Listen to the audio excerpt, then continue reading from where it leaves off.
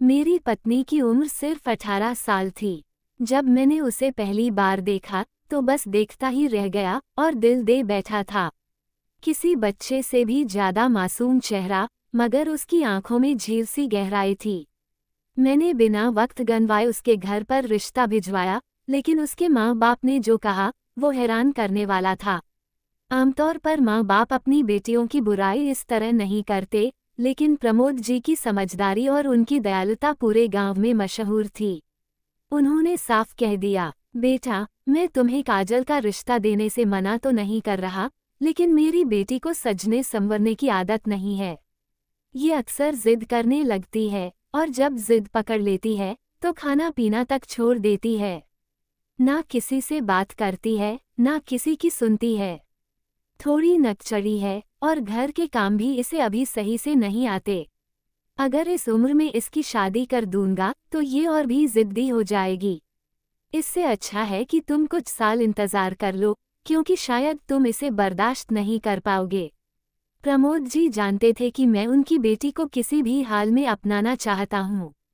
मैंने उन्हें यकीन दिलाया कि मुझे इन बातों की कोई परवाह नहीं, मैं खुद अपनी पत्नी की पसंद अपने हिसाब से बदल दूंगा।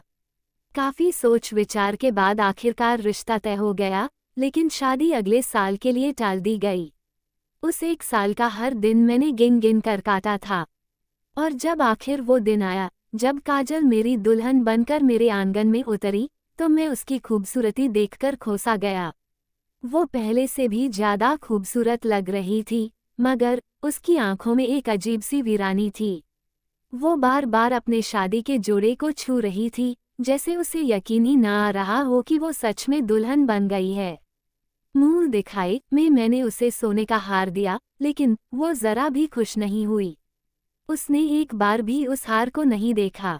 फिर हल्की आवाज में बोली, मुझे आपकी मोहब्बत ही काफी है, मैं इन सोने के जेवरात से इम्प्रेस नहीं होती। उसका ये व्यवहार देखकर मुझे उसके पिता की बात याद आ गई, और मैं सोचने लगा क्या वाकई मैं काजल की जिद को संभाल पाऊंगा। लेकिन ऐसी क्या बात थी कि काजल मेरा तोहफा तक स्वीकार नहीं कर पा रही थी। शादी के जोड़े को इस तरह हैरानी और गुस्से से देख रही थी। मुझे उस पर शक होने लगा था, कहीं ये कोई पागल दिमागी मरीज लड़की तो मेरे पल्ले नहीं पड़ गई।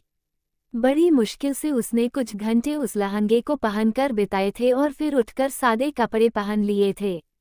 अपना मेकअप उतार लिया, हाथ मुंह धोकर सीधे भगवान के मंदिर में जाकर खड़ी हो गई। मैं उसे हैरानी से देखने लगा, ये लड़की तो बहुत ही अच्छी है या फिर मेरे सामने अच्छे होने का सिर्फ ड्रामा रचा रही है। मैंने दिल में सोचा और कमरे से निकल गया। मेरा मूड ऑफ हो चुका था। शादी की सुबह जब मैंने काजल को सादे कपड़ों में देखा तो मेरा सारा मूड ही खराब हो गया।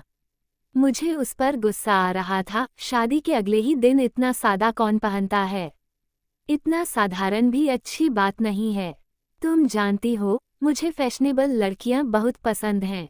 आज शाम को हमारी रिसेप्शन पार्टी है, तुम्हें इस तरह नहीं करना चाहिए, मैंने झुंझलाते हुए कहा। काजल मुस्कुराकर बोली, मैं आपकी हर बात मानूंगी रवि, लेकिन एक शर्त है, तुम्हें भी मेरी एक बात माननी पड़ेगी। शर्त? मैंने चौंक कर पूछा। हाँ, हफ्ते में एक दिन, सिर्फ एक सोमवार, बाकी के 6 दिन मैं आपकी हर बात मानूंगी।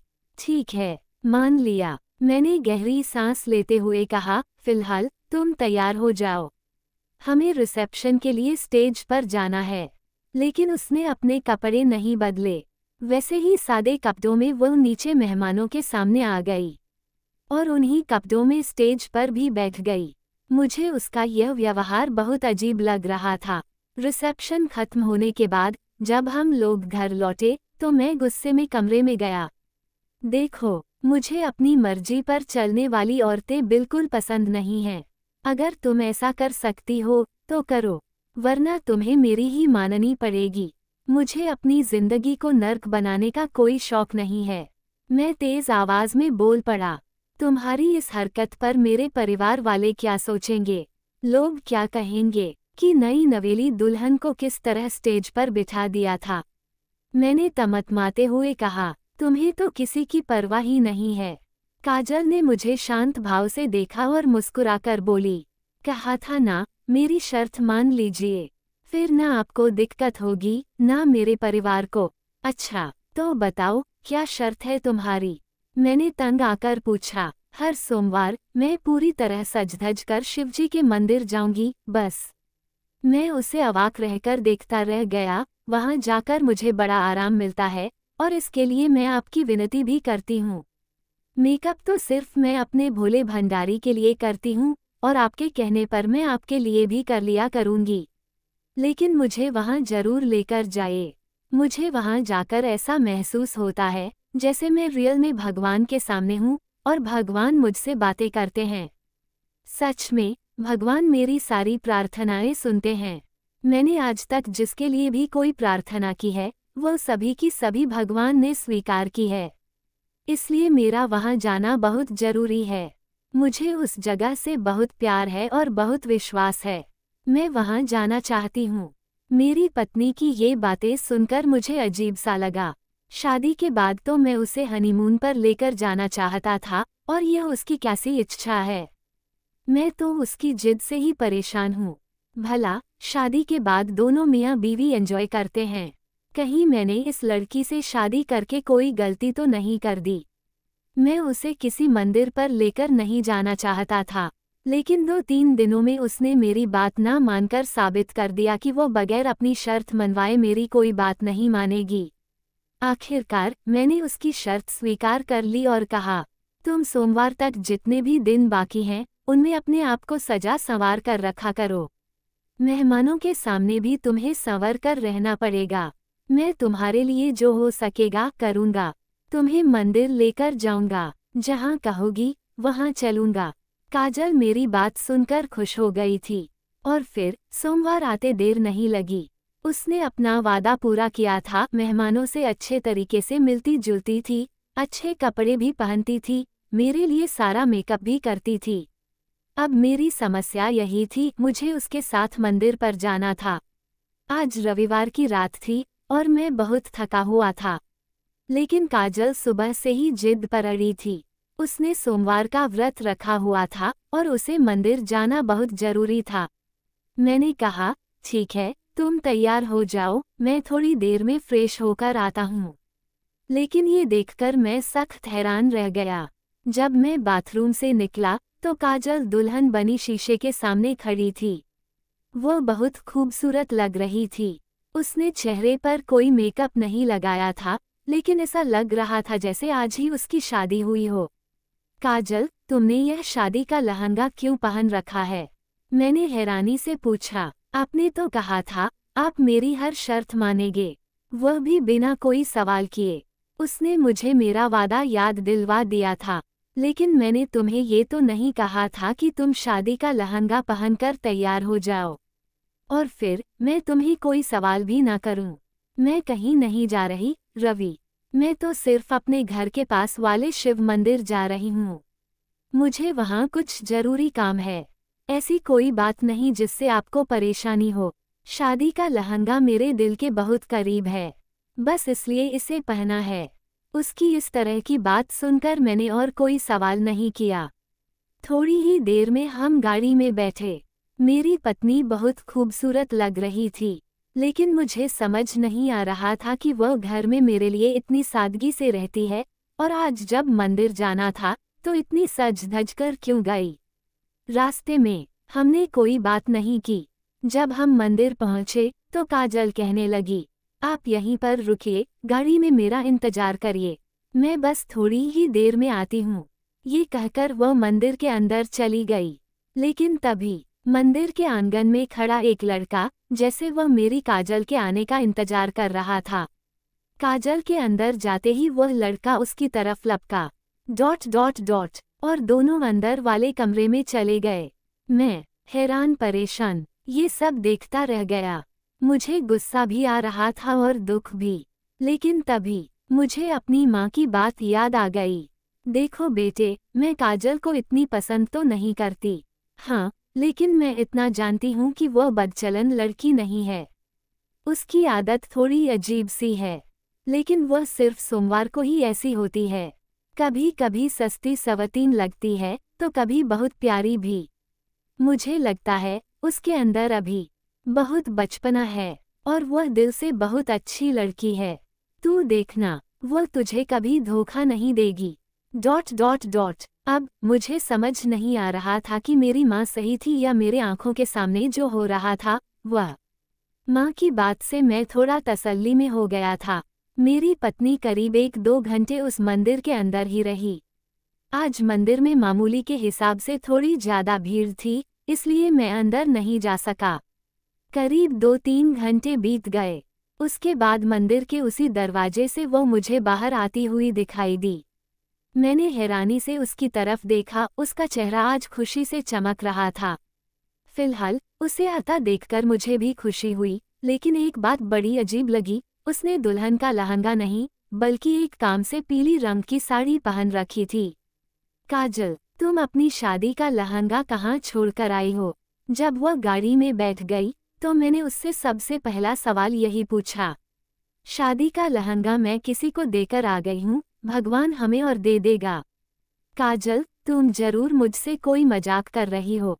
तुम अपनी शादी का लहंगा किसी को नहीं दे सकती, वो लहंगा बहुत खास था। मैंने तुम्हारे लिए इतनी मोहब्बत से बनवाया था, क्या तुम वो सब कुछ भूल गई? मैंने काजल को याद दिलाने की कोशिश की, मगर उसने मेरी किसी बात पर कान ही नहीं धरा। कहने लगी, मैंने कोई गलती नहीं की है, मैंने अपना वह लहंगा एक सहेली को दिया है, वो अपनी शादी निपटाकर वापस दे देगी। काजल की बात सुनकर मुझे उस पर बहुत शक हुआ। मंदिर वाले उस लड़के और काजल को एक साथ कमरे में जाते हुए देखकर ही मेरा मन बेचैन था। मैंने काजल को वहीं बैठने को कहा और खुद गाड़ी से उतरकर उस मंदिर में मौजूद एक आदमी के पास पहुंचा, जो करीब 2 घंटे से वहीं बैठा आते जाते लोगों को देख रहा था। जैसे ही मैंने उससे पूछा, क्या तुमने किसी दुल्हन के कपड़ों में एक औरत को यहाँ अंदर जाते देखा है? उसने मुझे गौर से देखा। मेरी किस्मत अच्छी थी, वह मेरी पत्नी को पहले से ही जानता था, लेकिन उसने ज्यादा कुछ बताने से मना कर दिया। कहने लगा, काजल ने मुझे मना किया था कि मैं इस बारे में किसी को न बताऊं। अब तुम मुझसे जबरदस्ती यह नहीं कह सकते कि मैं तुम्हें उसके बारे में कुछ बताऊं। अगर वह तुम्हारी पत्नी है तो तुम उससे ही जाकर पूछ लो, मैं तुम्हारी कोई मदद नहीं कर सकता। बूढ़े का ये टकासा जवाब सुनकर मैं वापस गाड़ी में आकर बैठ गया। यहाँ तो सब लोग काजल को जानते थे, लेकिन बस मैं ही नहीं जानता था। फिलहाल मंदिर से आने के बाद काजल बहुत खुश थी। वो घर आई तो कहने लगी, आज आपने मेरी इच्छा पूरी कर दी। मुझे इतने सालों के बाद वह सुकून मिला जिसकी मैं हमेशा कल्पना करती थी। बस आपसे एक और फरमाइश करूंगी, भले ही आप मुझे अपनी गुलाम बनाकर रखो, मैं आपसे कुछ नहीं मांगूंगी, नहीं किसी बात पर कोई एतराज करूंगी। अचानक उसका व्यवहार बदल गया था, जो मुझे पहले से ही शक में डाल रहा था। अच्छा, बोलो, क्या बात है? मैंने नरमी से पूछा, लेकिन काजल की फरमाइश सुनकर तो मेरे कानों से धुआं निकलने लगा। उसने शादी का लहंगा दोबारा लेने की फरमाइश की थी। अब तो मुझे दाल में कुछ काला ही नहीं, सारी दाल ही काली लग रही थी। ये बहुत छोटी बात थी। फिलहाल अपनी कम उम्र पत्नी को संभालना कोई बड़ी बात नहीं थी। मैंने सोचा कि उस हकीकत की जड़ तक पहुंच जाऊंगा, और इसीलिए मैंने ठान लिया कि मैं अपनी पत्नी का पीछा करूंगा। हाँ, मैं उस पर किसी तरह का इल्जाम नहीं लगा सकता था, वरना बिना जांच पड़ताल किए कोई बात कहना गलत होता। अगले दिन मैंने अपनी पत्नी को दोबारा से दुल्हन का लहंगा दिलवा दिया, जिसकी उसने जिद की थी। दुल्हन बनकर वह बहुत खूबसूरत लग रही थी, लेकिन इस बार उसने सिर्फ लहंगा पहना नहीं, बल्कि उतारकर अच्छे से एक पन्नी में रख लिया। पर हाँ, अपना सारा मेकअप उसने एक दुल्हन की तरह ही किया था। फिर मुझसे कहने लगी, अब चलिए, काफी देर हो गई है। मैं काजल को लेकर मंदिर चला गया, लेकिन इस बार मैंने ठान ली थी, उस आदमी को ढूंढ कर निकालूंगा जिससे काजल हर हफ्ते मिलने आती है, बातें करने आती है, या फिर अपना लहंगा और मेकअप दिखाने आती है, क्योंकि कोई तो था उसकी जिंदगी में। वरना काजल अपने पति को नजरअंदाज करके शादी का लहंगा पहनकर मंदिर क्यों आती? आज भी कुसुम ने अपने बैग में शादी का लहंगा डाल रखा था। इसका मतलब मंदिर में आकर उसे लहंगा पहनना था। मैंने दिल में सोचा, जब कुसुम गाड़ी से उतरकर मंदिर की तरफ बढ़ेगी तो मैं भी उसके पीछे पीछे हो लूंगा। आज मैं उसका राज जानकर ही रहूंगा। जैसे ही काजल अंदर गई, मैं उस दरवाजे के पास जाकर खड़ा हो गया जहां से वह अंदर गई थी। वहां दो अजीब से आदमी खड़े थे। मंदिर का ये हिस्सा बहुत सुनसान था, बिल्कुल सन्नाटा। मैं अंदर जाने ही वाला था कि एक आदमी अचानक आगे बढ़ा और मुझे रोक लिया। आप अंदर नहीं जा सकते। यहाँ सिर्फ परमिशन लेकर ही अंदर जाया जा सकता है। क्या बकवास कर रहे हो? मैं उस पर चिल्ला उठा। मेरी पत्नी अंदर गई है। मैं उसे लेने आया हूँ, तुम मुझे रोक नहीं सकते। वह आदमी सीधा मेरी आंखों में देखता रहा और बोला, यहाँ कोई शादीशुदा औरत नहीं आती।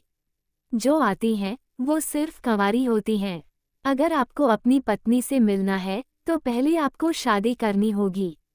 ये तुम क्या बकवास कर रहे हो? मेरा गुस्सा 7वें आसमान पर था। मैंने उसका गिरेबान पकड़ लिया।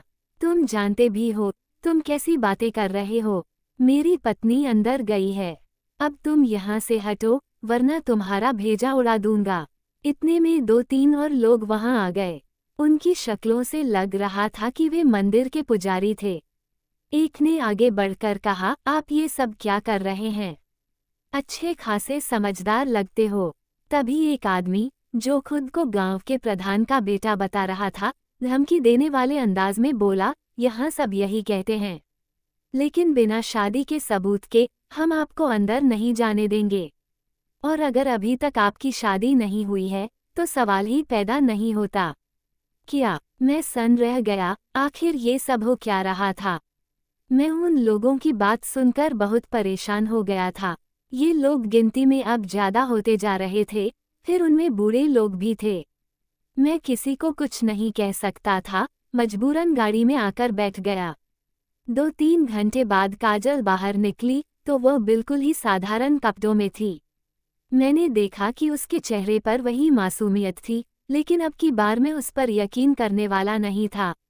उसके गाड़ी में बैठते ही मैं उस पर चिल्ला पड़ा, काजल, यह क्या तरीका है? मैं तुम्हारे पीछे मंदिर में आया तो उन लोगों ने मुझे वहां पर कमरे में दाखिल नहीं होने दिया। तुम मुझे ये तो बताओ कि तुम वहां करने क्या जाती हो? तुम्हारा पति होने के नाते मुझे ये जानने का पूरा हक है। काजल ने परेशानी से कहा, आप मुझ पर शक कर रहे हैं?